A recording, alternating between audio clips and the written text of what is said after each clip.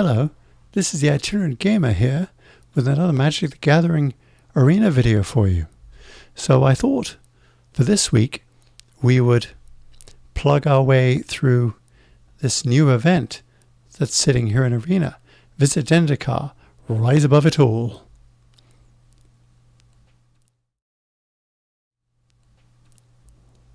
So why don't we just have a look here, see what this is all about.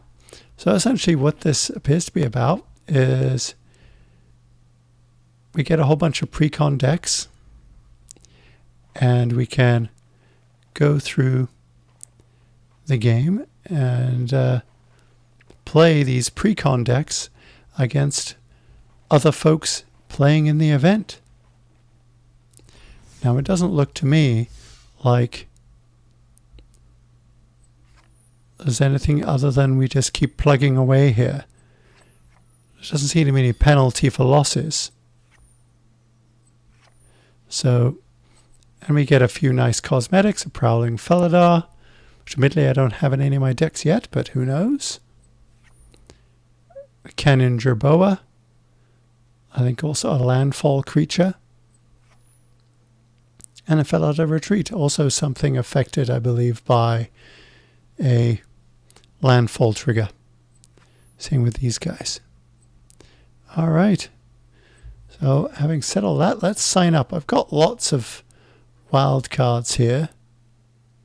Also some gems, I think, or other gold, I should say, not wild cards. Wild cards are what's in here.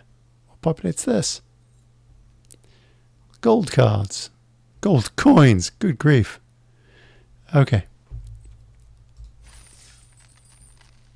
Okay. Let's see, which deck do we want?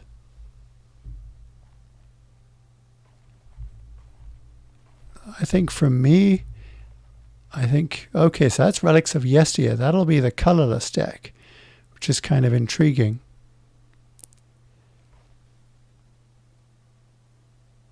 If we go here, let's have a look at these. So recommended haunts. So recommended haunts looks like it's all about clerics and rogues. Yeah.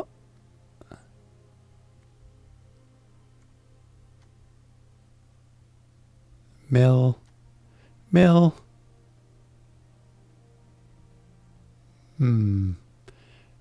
When it's enters battlefield, if it entered from your graveyard or you cast it from your graveyard, exile it. If you do, create a 5/5 demon creature token flying. Oh, okay. That's Archfiend's Vessel. Null piece of Viblion. So we can get a creature back from our graveyard. So it looks like some graveyard recursion. Some party going on here a little bit. Okay.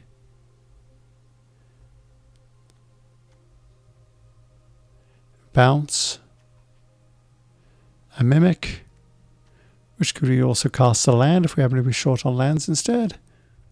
I don't find scrolling with these things particularly useful. Oh, there we go. As long as I position the arrow, the mouse pointer in the right spot. We get it. All right. This might be a good first deck.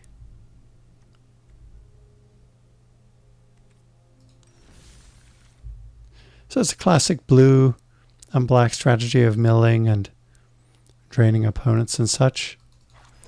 Let's have a look at this one. Lightning Core Excavator. Sort of expensive removal on a stick. But you can do it any time at instant speed, including the opponent's face, which is kind of cool. Spare supplies. Card draw. We can copy this guy. If we sacrifice another guy, draw a card. Okay. Oh, I remember you, Skyclave Sentinel. Can kick it to add some counter. Have it come in with counters, but that's 7 mana to do that. To get a 4/5. but then it can also attack the next turn. Okay. And then we've got Unstable Obelisk. Tap it, add a generic, or sacrifice it to destroy something. That's a lot of mana, though, to do that. Got a Hedron Archive. Could tap it, add double generic, or 2 and tap it. Sacrifice it to draw some cards. And this guy, Forgotten Sentinel, enters tapped. It's a 4/3 for 4, which isn't bad, I guess. Then we got Forsaken Monument. Colorless creatures you control get +2/+2. Okay, so it's going to be one of the key pieces in the deck, I would say. Whenever you tap a permanent for generic, add a generic. So that's a mana doubler. Whenever you cast a colorless spell, we gain 2 life as well. So yeah, that's pretty good. And then we've got Ugin, who's our other win con for the deck. It's typically what we're trying to get towards with all these other cards, is trying to dig out our Ugin and stay alive during that whole process. Once you get Ugin on the battlefield, you can win. Burn down your opponent, exile all their board, all that sort of thing. A lot of people will just quit when they see him hit the board. I know I have a couple of times. You'll probably see me do it in a couple of videos, actually. Okay, Roving Keep for 7 generic. It's Artifact Creature Wall. The Defender, we can pay 7. It gets +2/+0 and gains trample till end of turn. It can attack. Okay, for that turn. Then we got Ugin the Ineffable. Again, 1 copy of him. Okay. Discounts on colorless spells. Discounts on the other Ugin if we can dig for him. And we can also create spirits. Grabbing the top card of our library. Oh yes, I've seen him played. When that token leaves the battlefield, put the exiled card into your hand. Alright, cool. So you get a 2/2 spirit token you can attack with. And then when it does die, you get the card that's under it, which might be useful. Or you can also nuke something that's multicolored, that's colored in some way. And we've got this guy, Dreamstone Hedron. You can tap it to add 3 generic, or pay 3 and tap it to sacrifice it and draw 3 cards. Alright. We've got Crawling Barrens, which you can tap to add a generic, or pay 4 to put 2/2/+2 counters on this thing and make it an elemental creature. Till the end of turn, it's still land. I often wondered what these things would be like if they also had vigilance. That would be kind of scary. I think we have that maybe in some of the green planeswalkers. The Nissas. Pretty OP, really, when you do that. Cryptic Caves. Tap for a generic. Pay 1, sacrifice it, draw a card. But only if we've got 5 or more lands. Oh, fair enough, I suppose. Radiant Fountain in the battlefield, we gain 2 life. Alright, that's cool. No harm in that. This one here, no max hand size. Tap it to add 1 generic. So this is a pretty good value, all these nice generic lands in here that we'd get, I believe, if we were to buy into this deck. And let's see, then we've got, so this guy's Sunscorched Desert. When it ETBs, we can have it deal 1 damage to target player or planeswalker. This one's a Scryland. We can also tap it to add 1 generic. So that's that one. That's kind of an interesting deck. Let's see. I'm not sure we should go over all the things here. Let's see. Maybe, you know what, guys? Why don't we do that? And then what we'll do is we'll pick one at the end here. And perhaps in the next video, we'll start playing one with one of these decks. Whichever one we pick at the end. So far we've got recommended haunts. A lot of clerics and rogues. And with a bit of a mill theme and a graveyard theme. Probably in this case, I think we're milling ourselves, not the opponent. And then trying to fish stuff back out of our graveyard for cheap. That's what this one looks like it's doing. This guy here is get to Ugin and win. Seagate's Renaissance. Aha. Okay, we got a shock. We all know what that one does, right? Ah, okay. Jawari Disruption. Counter target spell unless its controller pays 1. Alright. Counter spell. I'm going to seize for 1 and a blue. It's an enchantment. Whenever you draw a card, put a foreshadow counter on this. Remove 8 foreshadow counters on this. Create an 8/8 blue Kraken creature token. I've played against a deck like this. Get to Kraken and win. Cathartic Reunion. Discard 2 cards. Additional cost for this guy. Draw 3 cards. Alright. And here we can swap out a card for another one. Is that digging? Tutoring? Not tutoring. I think it's digging. Let me know in the comments which one it is or if there's a third term that I've forgotten about. Thirst for Meaning for 2 and a blue. Instant. A common. Draw 3 cards, then discard 2 cards unless you discard an enchantment. Alright. Nadir Kraken for 1 generic and 2 blue. I like the art on that. That's pretty cool. This giant creature about to swallow this entire fleet. Both terrifying and cool all at the same time. I like that. I think that's a really neat artwork on that one. Alright, let's not get too distracted by pretty pictures. Creature Kraken at rare. Whenever you draw a card, you may pay 1. If you do, put a +1/+1 counter on this and create a 1/1 tentacle creature token. That's cool on flavor. Valakut Awakening for 2 and a red. It's an instant. Put any number of cards from your hand on the bottom of your library, then draw that many cards +1.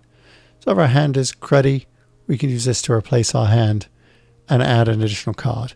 Good when we're getting low on cards and maybe they're all high mana costs or something like that, or we need more spells or more land or whatever. Useful for that. If that's not anything useful, we got a land here that enters in tapped. Not great, bit slow, but hey, if we don't have a use for the instant, we get a land the next turn to use the next turn. Riley the Everwise for 1 generic, a blue and a red. Legendary creature, human wizard. This gets +1/+0 for each instant and sorcery card in your graveyard. Whenever you discard 1 or more cards for the first time each turn, draw that many cards. So we're heading towards an Is It Spells Matter deck? Sort of starting to look that way. Inscription of Insight for 3 generic and a blue. It's a sorcery at rare.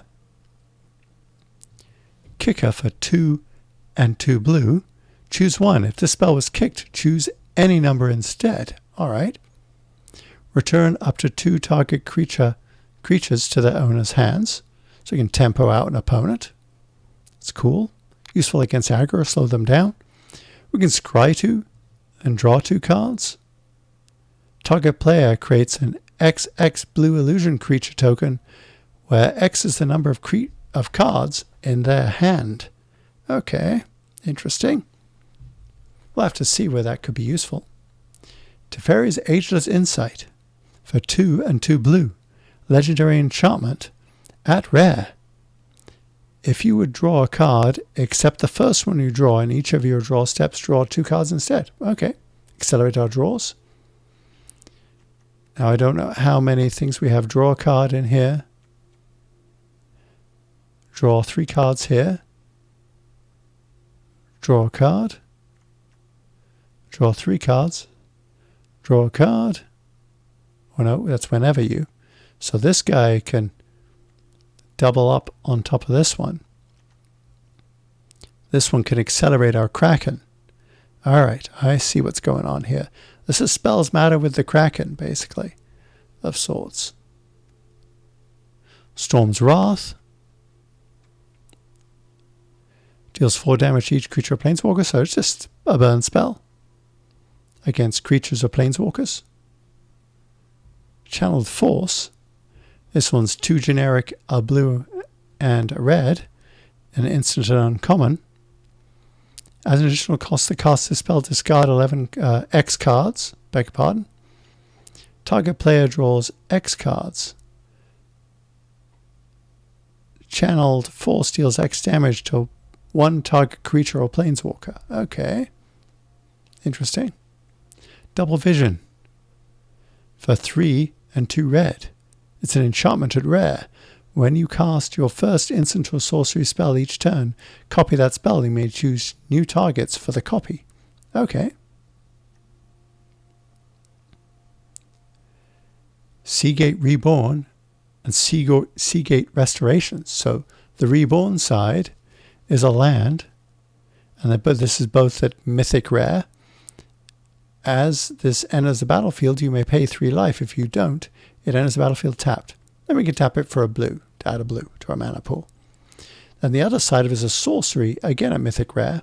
Seagate Restoration for 4 generic and 3 blue. Yikes. Draw cards equal to the number of cards in your hand plus 1. You have no maximum hand size for the rest of the game. Ooh, interesting. Okay.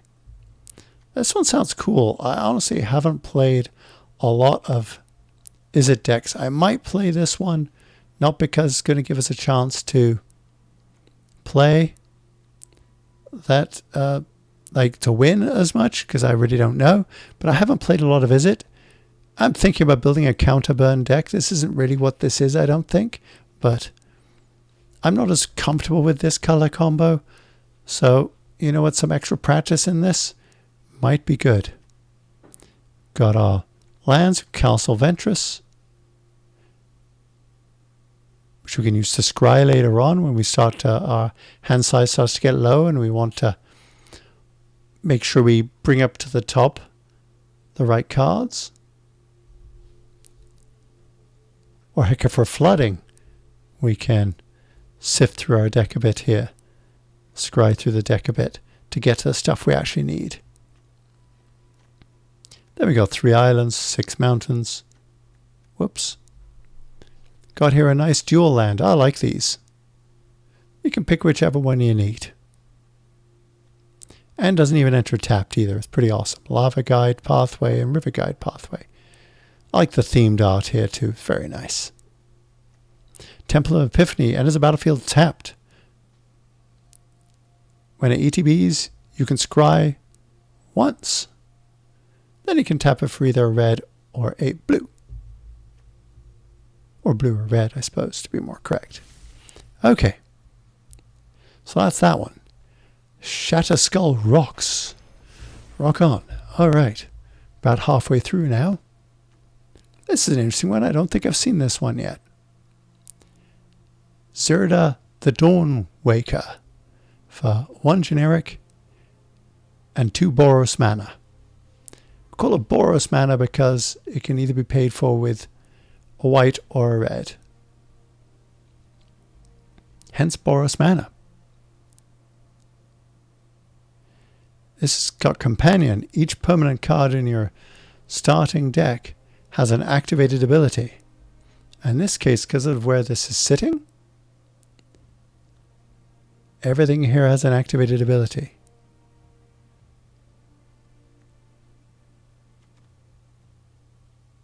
Yep. Yep. Yep. Activated ability.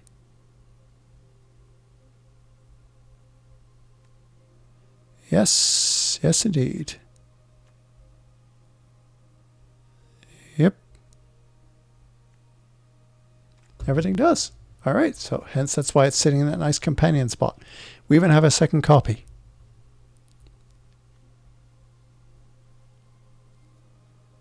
Of course, when they balanced this, we had to pay 3 generic first to put it into our hand, so our opponent will know what we're going to do following turn. So, let's see, what does this card do? Right, so it's a legendary creature elemental fox. Nice. Abilities you activate that aren't mana abilities cost 2 less to activate.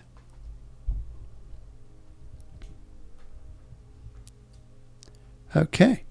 Whoops. Art mana abilities cost 2 less to activate. This effect can't reduce the mana in that cost to less than 1 mana.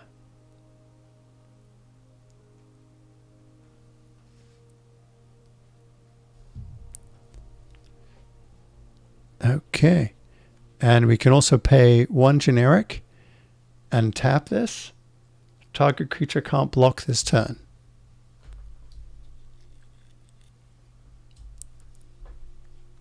Weaselback Redcap for 1 red. Got 4 copies of this fellow. Creature Goblin Knight at common. It's a 1/1. You can pay 1 and a red to give this guy +2/+0 till end of turn. Okay. Royal Eruption for 1 and a red. It's a sorcery at common. Kicker 5. This deals 3 damage to any target. If it was kicked, deals 5 instead. Pretty self-explanatory. 3 copies of that. 4 copies of Tangled Florahedron for 1 and a green. So, the other side here is Tangled Vein. It's a land, and it's battlefield tapped. You can tap it the next turn for a green. The creature elemental side, though, is your classic mana dork. And it's battlefield, and again, the next turn, when it's not summoning sick any longer, you can tap it for a green. And it's a 1/1. That's an interesting little combo there. If you need a creature, it's turn 1 and you get this, it might be best to actually put it down as a creature. Otherwise, put it down as a land later on. If you don't need that 1/1 and you're more concerned with it getting destroyed. Shatterskull Smashing. Alright. X generic and 2 red for a sorcery at Mythic Rare. This deals X damage divided as you choose among up to 2 target creatures and or planeswalkers. If X is 6 or more, this deals twice X damage divided as you choose among them instead. Oof. This could be nasty. You could wipe the opponent's, well, not wipe the opponent's board, but get rid of their 2 key win cons. Then its twin on the other side of it is Shatterskull Hammerpass, a land also at Mythic Rare, of course. As is in the battlefield, you may pay 3 life. If you don't, it enters the battlefield tapped. Okay? Kazul's Fury. As an additional cost to cast this spell, sacrifice a creature. This deals damage equal to the sacrificed creature's power to any target. Okay. Kazul's Cliffs on the other side of this DFC. And again, this is both at uncommon. And as battlefield tapped, you can tap it for a red. I like the twinned art there. That's pretty cool. A lot of these have that sort of thing. Like this one here, for instance. And this one as well. And it's a lot of fun. Broken Wings. Destroy is really more of a sideboard card, honestly, but maybe it's balanced against the other decks that have a lot of these in there. We can destroy a target artifact, charm, or creature with flying for 2 and a green. And it's a common. Here's another rare card. Or rather, I should say, an uncommon card. Cultivate. I think we're mostly all familiar with this one. We can grab 2 basic land cards from our library, put one onto one onto the battlefield tapped, and the other into our hand, and then shuffle the library. Much quicker to do in Arena than in paper. Radha, Heart of Keld. She is a legendary creature elf warrior. As long as it's your turn, she has first strike. You may look at the top card of your library anytime. You may play lands from the top of your library. Cool. You can pay 4 generic, a red, and a green, and she'll get XX till end of turn, where X is the number of lands you control. Alright, cool.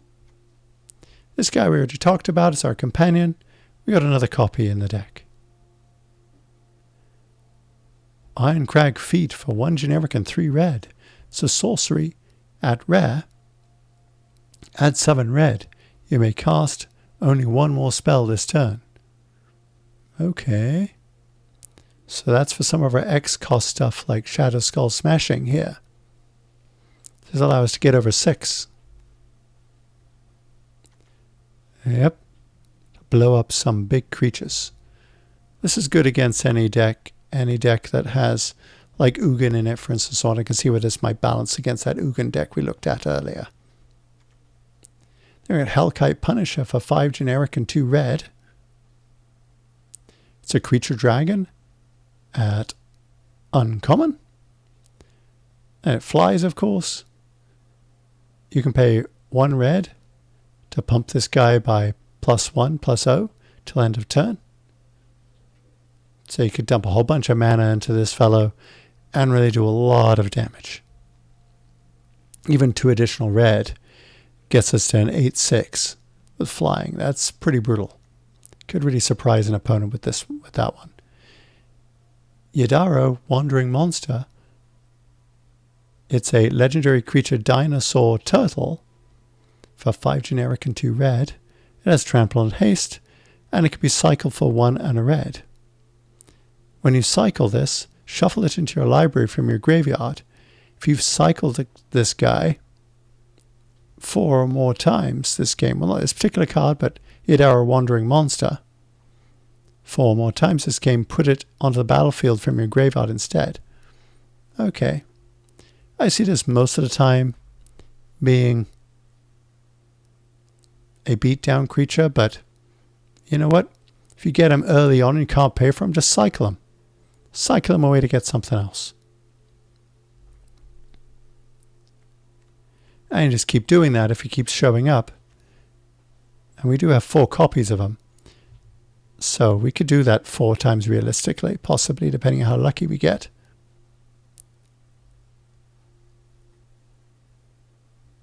And on our 4th time, we can just dump him right onto the graveyard, right onto the battlefield for 2, basically. Chromatic Orrery. See that 5 times fast. For 7 generic, it's a legendary artifact at Mythic Rare. You may spend mana as though it were mana of any color. All right.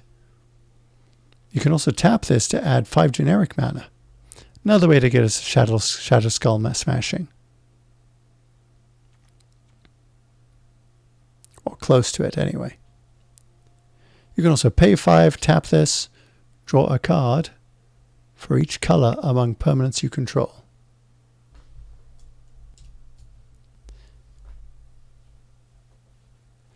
And we can also pay 5 generic and tap this, draw a card for each color among permanents you control. So in this case, it's most likely 2 at max. That's a little expensive. I don't imagine that's why this guy is here, though. Volcanic Salvo for 10 red. Okay. So sorcery at rare. The spell costs X less to cast, where X is a total power of creatures you control.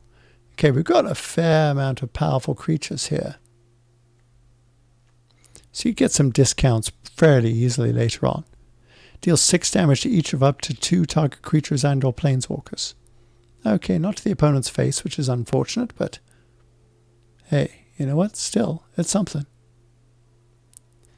And Mountains and Forests. Nice DFC dual land. This is a dual land here. As the battlefield tapped, we can scry.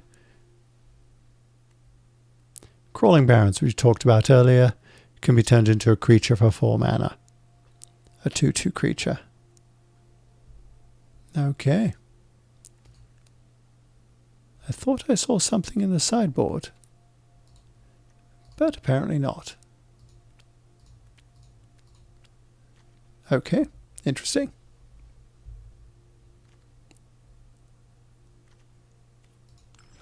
Okay. 3 more to go through here, guys. Social Hour. Okay. So what's going on here? This is warriors and clerics. Rogues, so a partial party. So hence social hour, I suppose. Okay. Archpriest of Iona. It's a creature human cleric. Its power is equal to the number of creatures in our party. At the beginning of combat on our turn, if you have a full party, target creature gets +1/+1 and gains flying till end of turn. So we need a cleric, rogue, warrior, and wizard. So this has all of them, I think. Yeah, it does. Okay. Interesting. And it's a human creature cleric. Creature human cleric. And it gain flying too. Well, target creature does. That's interesting. So Iona's power is equal to the number of creatures in your party. At the beginning of combat on your turn, if you have a full party, target creature gets +1/+1 and gains flying till end of turn. Alright, so you can pump up one of your bigger creatures and fly in with it. That's interesting. And there's 4 copies of it, so it must be one of the key cards. Practice Tactics. For 1 white, it's an instant at common. Choose target attacking or blocking creature. This deals damage to that creature equal to twice the number of creatures in your party. Okay. So this is all about party mechanics.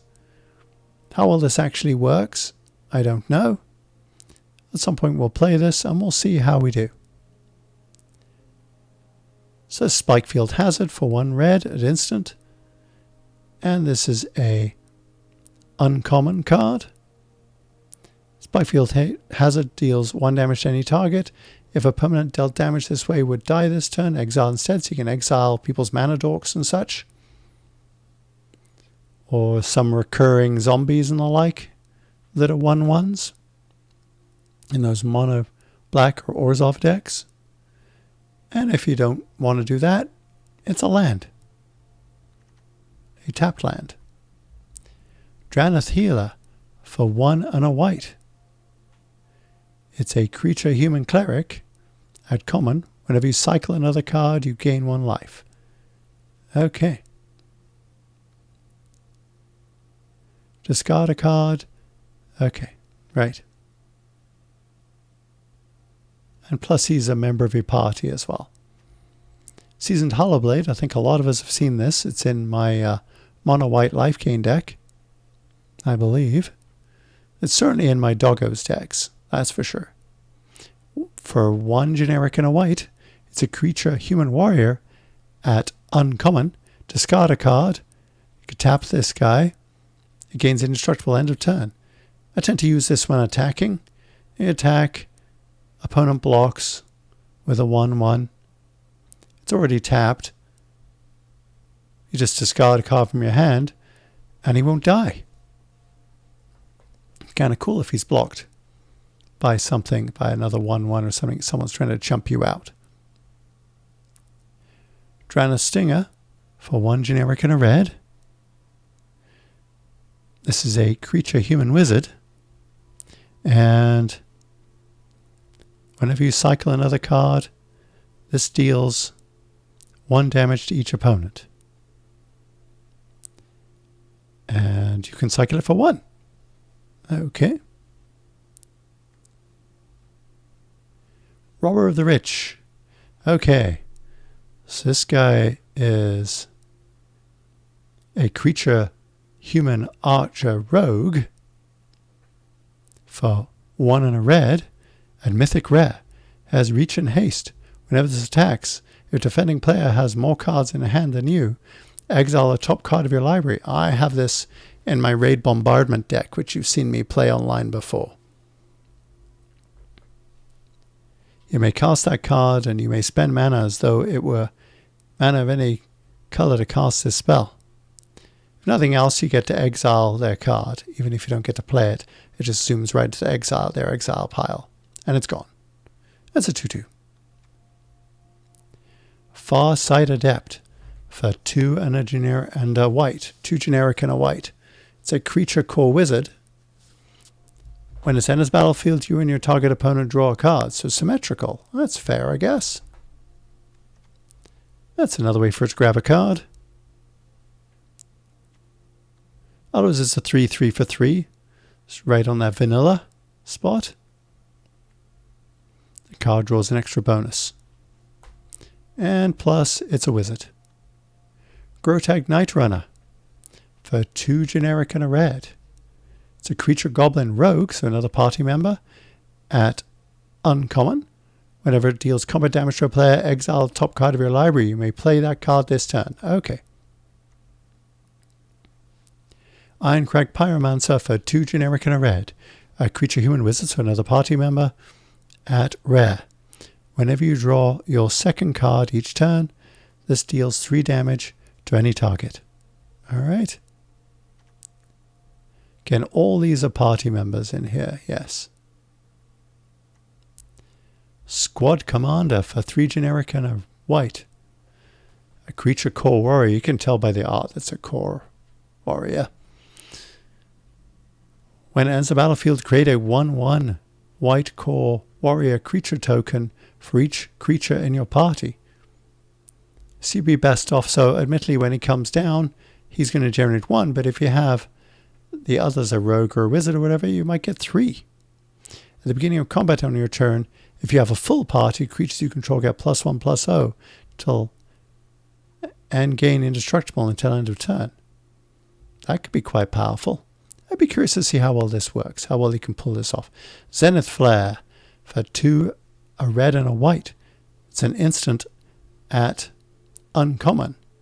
This deals X damage to any target and you gain X life, where X is the number of cards with a cycling ability in your graveyard. Works, it is. Rewards us for cycling things. We do have a few cards with cycling abilities on them. Not a huge amount, but a few. Okay.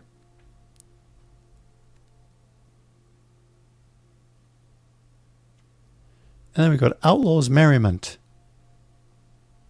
for 1 generic, a red, and 2 white. It's an enchantment at Mythic Rare. At the beginning of your upkeep, choose 1 at random. Create a red and white creature token with these characteristics. So we're either going to get a 3/1 human warrior with trample and haste, or a 2/1 human cleric with lifelink and haste, or a 1/2 human rogue with haste. And when this creature enters the battlefield, it deals 1 damage to any target. Okay. Sorry, I had to pause there for a moment to get a swig of water. Okay. So that's it. This should be interesting. It'll fill out your party, because you're either going to warrior, cleric, or rogue. So that's an interesting way to get another. Alright, another interruption there. I had to pause the video recording because my phone rang.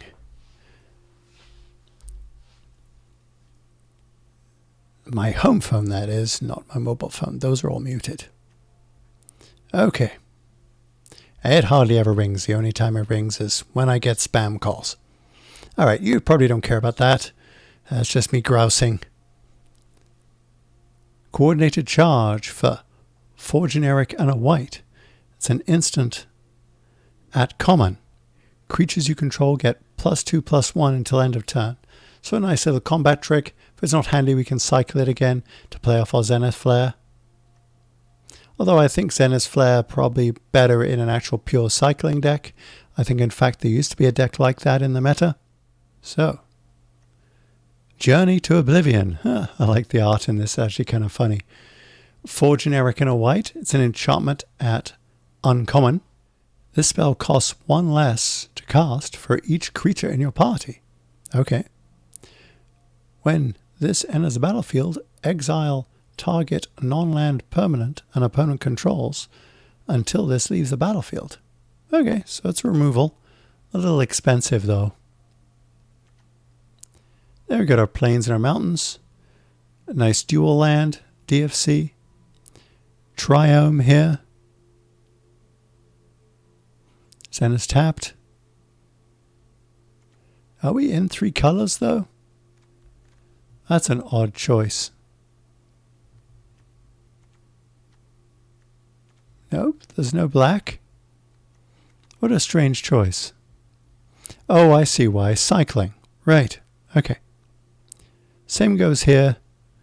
It's kind of functioning as a dual land here, but it has cycling on it. So that's why it's in the deck. For our Zenith Flare. Okay.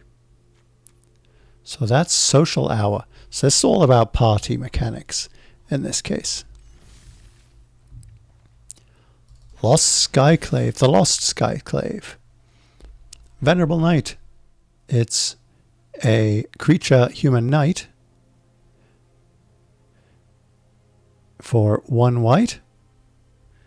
When it dies, put a +1/+1 counter on knight you control.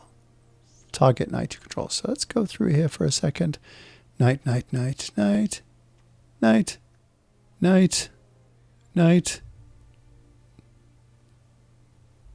Not a knight. Okay. Knight. Okay. So this is a knight deck, an Orzhov Knights deck.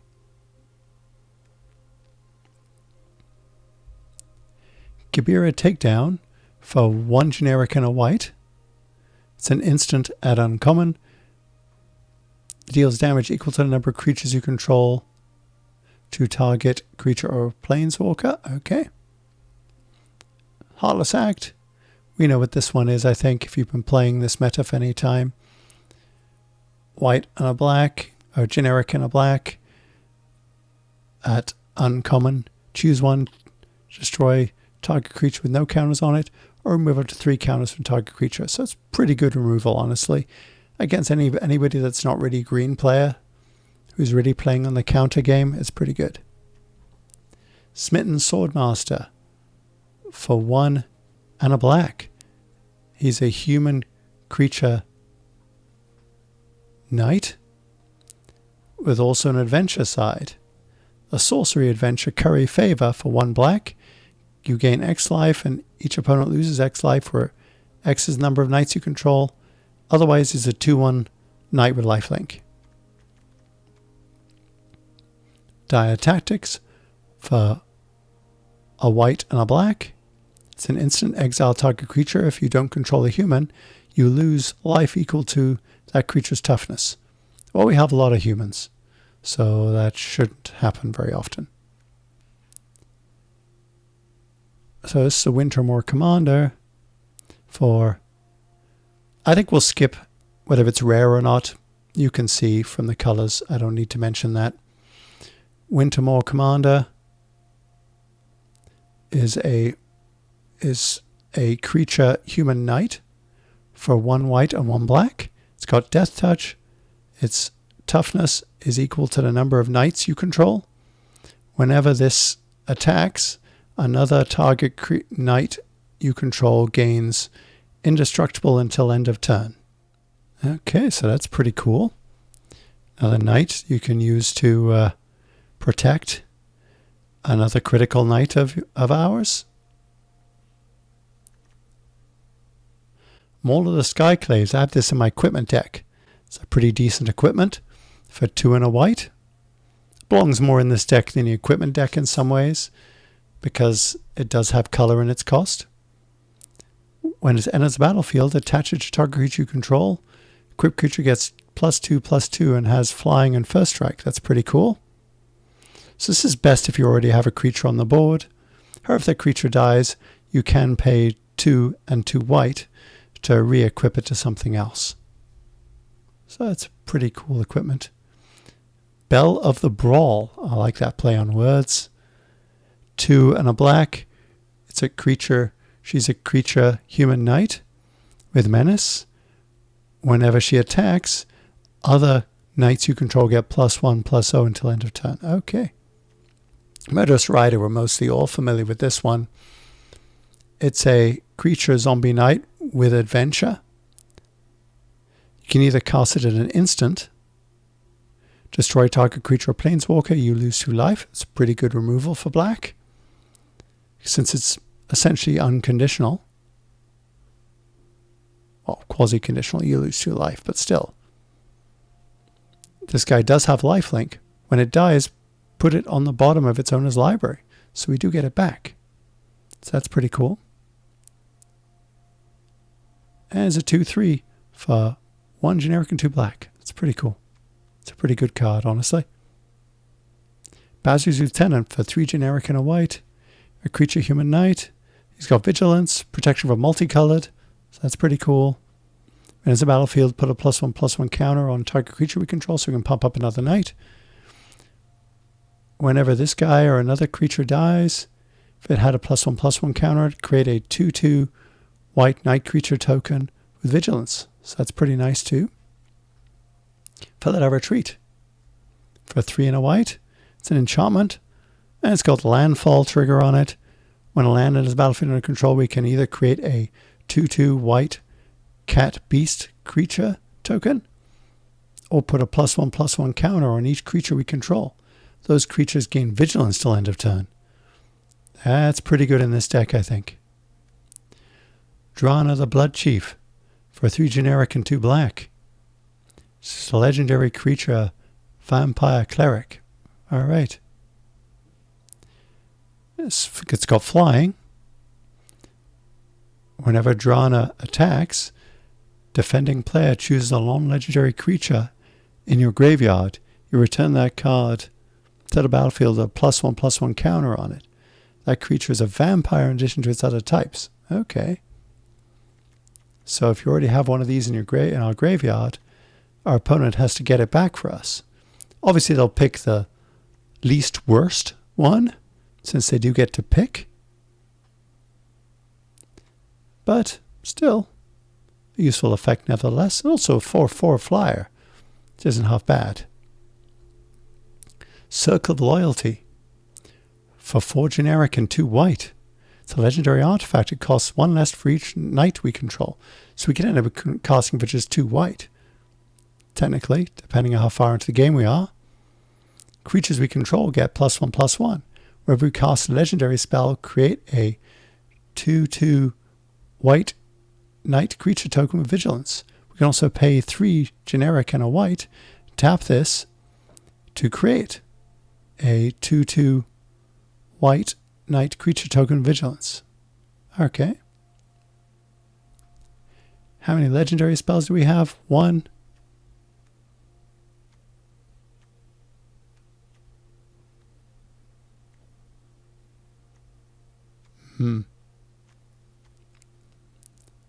Just 1? So that's not so helpful, really. Only if we cast Drana. Okay. So that part of the card, probably not that useful. But the paying 3 generic and a white to create a token, that's cool. This one is Emira Shattered Skyclave, or Emira's Call, a DFC. So the left side, it's essentially pay 3 life where it enters tapped, white land. Then Emira's Call, for 4 generic and 3 white, create 2 4/4 white Angel Warrior creature tokens with flying. Non-angel creatures you control gain indestructible until your next turn. Okay, that's pretty interesting.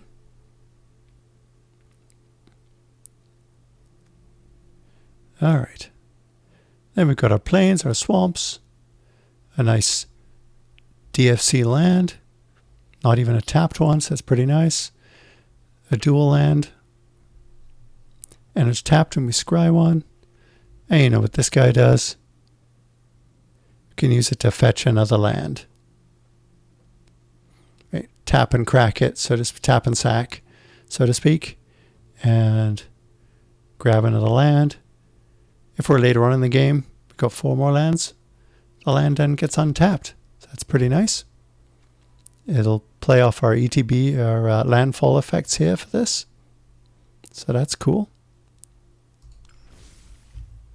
Okay, one final deck to go through. Zendikar. Zendikar's Wild Side, eh? Alright. Let's quickly skim through here. So it's Simic.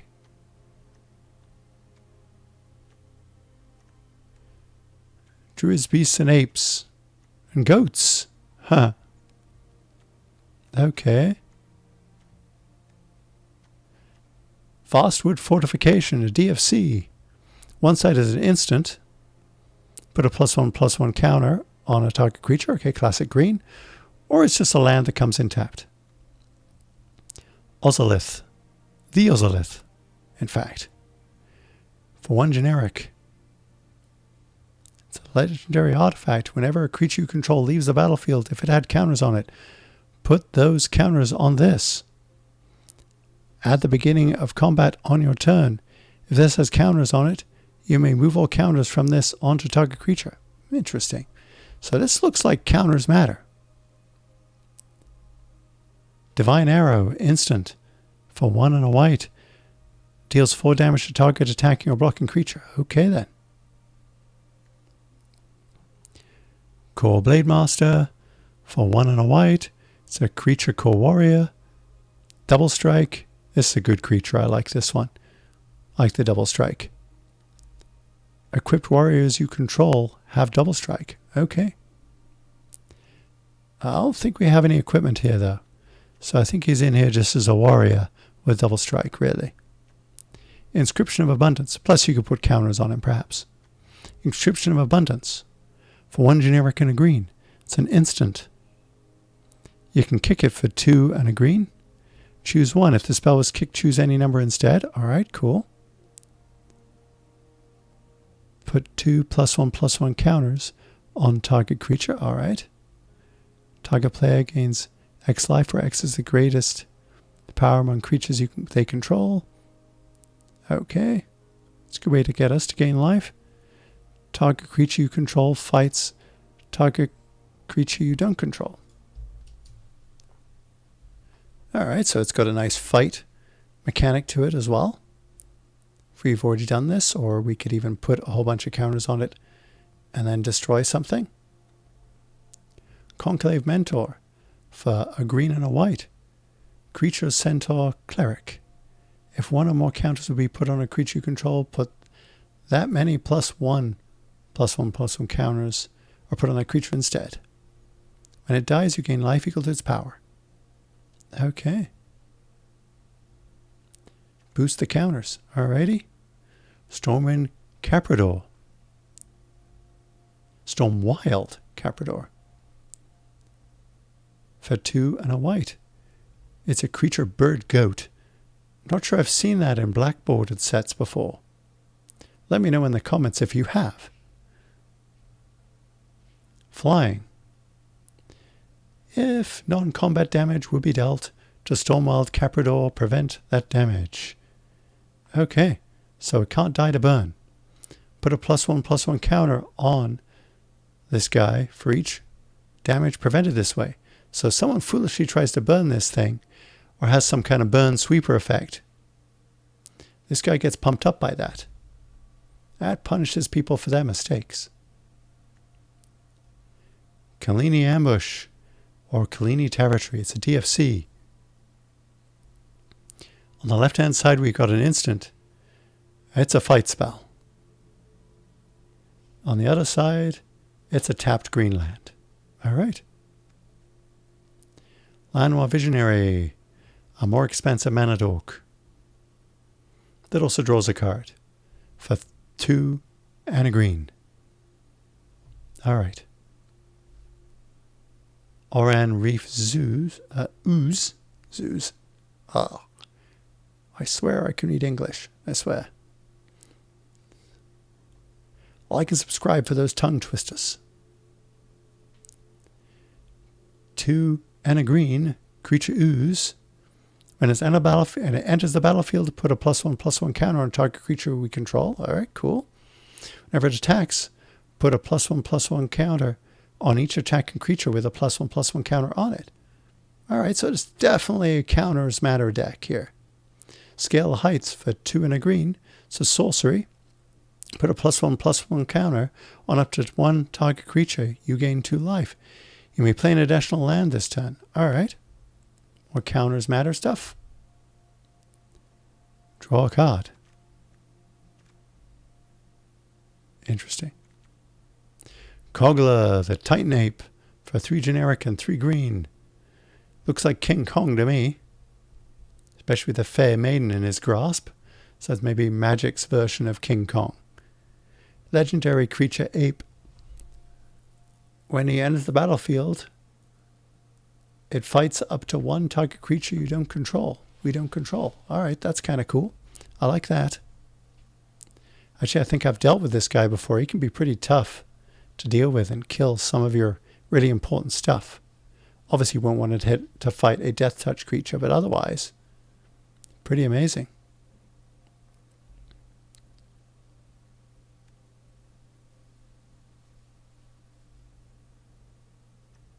I wonder if non-combat includes fight mechanics. Interesting. Whenever Kogla attacks, destroy target artifact or enchantment defending player control. So great against those enchantment artifacts matter decks. So this is quite balanced against the other decks. So this is going to be, I think, quite fun to play. We can also pay 1 and a green to return a human back to our owner's hand. So we can save something. And plus, at that same time, Kogla gets indestructible till end of turn. That's cool. Turn Timber Symbiosis, a DFC. Turn Timber Serpentine Wood on the right. So for the left here, we can pay 4 generic and 3 green. And cast this at sorcery speed. Look at the top 7 cards of our library. We may put a creature card from among them onto the battlefield. If that creature has a CMC of 3 or less, and has a battlefield with 3 additional +1/+1 counters on it. Okay. Before I read that, I thought this wouldn't be that great, but actually it's not bad. Put the rest on the bottom of your library in a random order. Okay. Otherwise, it's this pay 3 life, otherwise it enters untapped. Tapped land. The Great Henge. This is a pretty good spell. For 7 generic and 2 green. It's a legendary artifact. The spell costs X less to cast, where X is the greatest power among creatures you control. So if you already have this one, this fellow out, we get a 7 discount. So this is now just 2 green. Then we have a whole bunch of other things that rely on pumping other stuff up. Plus there's this guy in 11/11 too, which we'll talk about in a minute. So there's a number of different ways we could get discounts on this. We can tap it to add 2 green and gain 2 life. Whenever a non-token creature enters a battlefield under your control, put a +1/+1 counter on it and draw a card. This is an incredibly powerful effect. Really, really good. Shame there's only 1 card in the deck. That's this. But it's only part of the overall plan for this deck, so I'll be curious to see how it plays out. Titaneth Rex for 7 generic and 2 green. Trample, it's got cycling for 1 and a green. When we cycle this, put a trample counter on target creature we control. So if we can't cast him, we have something else that's got a lot of counters on it, and we need to trample through for damage. We could cycle this fellow, putting trample onto the creature, then trample through and get our damage in and win. So this cycling part of this card is another alt win con, along with just being a beatdown later on in the game. A beatdown with trample, no less, that could win the game just by itself.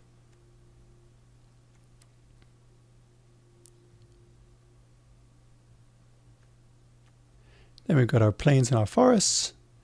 A nice dual land, DFC, or dual face card, double face card, Scryland, and Fable Passage. Okay, well that's it for this video for the most part. So the only thing left to do is to decide for the next video what deck we're going to pick first. So as I said before, I like all these decks. All these decks look like they're going to be fun to play. In a series of videos, I think I'm going to try to play all the decks if I can, because they look like a blast to play. The instructions for this event weren't clear as to we'd have to pay in for each time, but I suspect we probably would. It's probably like all the others, where we pay anytime we want to pick a new deck.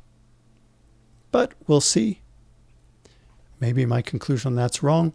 We're going to find out here when we pick a deck. I think we're going to pick Seagate's Renaissance right now. It's probably not the best deck in the bunch, but I've had so little practice playing Is It?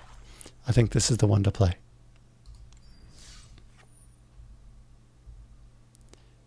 It looks like we do indeed have to pick another deck if we want, and we'd have to resign to play. So having said all that, guys, the video has been over an hour of record time. The deck, hopefully I'll be able to edit it down a bit so it won't be quite that long. But I think we're going to leave it there for now. My voice needs a bit of a break. I'm going to go get myself some dinner before I sit down and start playing some of these games with this deck. This has been the Itinerant Gamer. I want to thank you for so much. Boof. It's clear that when I speak for over an hour, my voice just wears out. Please like and subscribe. And I want to thank you for watching wherever you are in the world. Please stay healthy, stay safe, and take care. And we'll see you in the next video. Bye for now.